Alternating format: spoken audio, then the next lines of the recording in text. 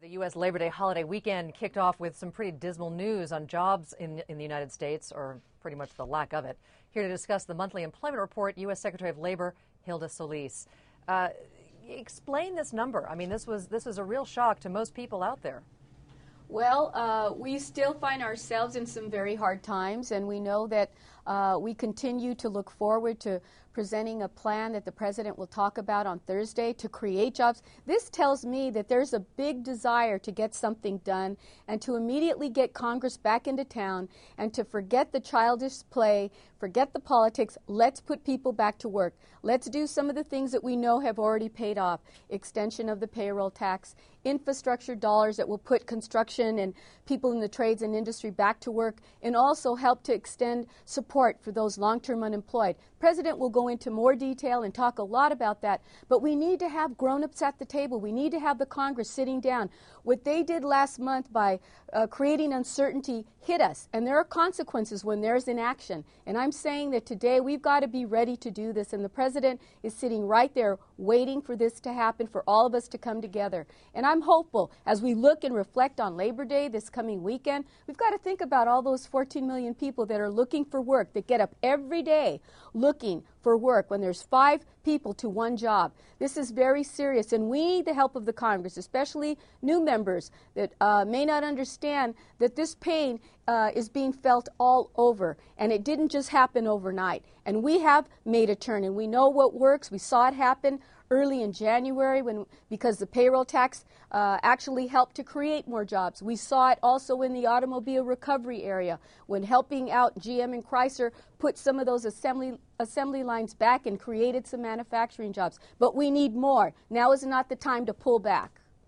So are you saying that the responsibility for job creation now lies in the fiscal arm of government as opposed to the Federal Reserve and further issues of easing? I can only talk about what my jurisdiction is, and mine is to create jobs. But the point is we've seen the Federal Reserve attempt to do that, which is part of what their reasoning is, by quantitative easing, 1 and 2, through monetary stimulus. Is it now up to really the fiscal arm of the government to step in and finally do something? People are fed up. People are tired of having this conversation and this stalemate that's going on in Washington. I'm tired of it too, and so is the President. That's why we're asking and urging people to make sure that they contact their members of the House and the Senate so that action can be taken. That's why the President is taking bold steps to address this issue and to make sure that we get something done immediately. What do you think the President is going to address first? I mean, where is his concentration going to be in terms of creating jobs, and where does the economy need most to see that creation? Well, he's already spoken a little bit. It's already kind of trickled out in the press. We look at extending tax cuts for the middle class, for people who work, and also for businesses, so they'll be encouraged to hire up people. We're looking at also extending that safety net for those people who have had experienced long-term unemployment, and as well as infrastructure development. We know that that helps to create jobs. We hear it from mayors, from city individuals who are saying if we can get some money into our infrastructure right now, we can help create millions of jobs. And what's going to stimulate small business? I mean, that is also one of the areas that stimulates a lot of economic activity in the United States.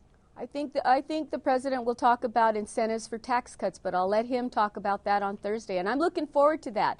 And I'm really excited as we move into this Labor Day holiday on Monday. We'll be out in Detroit. We'll be celebrating actually those auto workers and people working across this country that have helped to develop so many innovative sectors that are now helping us to restructure our economy. We've got to be competitive, and we've got to make those hard decisions and investments. And I saw it happening on the floor at Chrysler plants in Detroit and Ohio, and I can see the American pride of those workers knowing that they're putting a product forward that isn't only going to be sold and produced here in the U.S., but is going to be sold abroad. That's what this is about. And these are bold steps and actions that the President has taken and will continue to make, and we need the support of the Congress to do that.